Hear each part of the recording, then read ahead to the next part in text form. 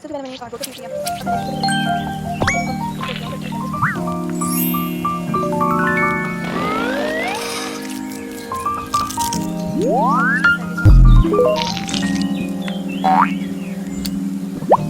इसको ये 1 यूनिट बड़ा है और बाकी 5 जो है ये छोटे-छोटे कैनवास लगे हुए हैं जो हम पेंट करने वाले हैं। सारा जो है कंप्लीट हो गया है, फिनिशिंग नहीं आ रही है। ये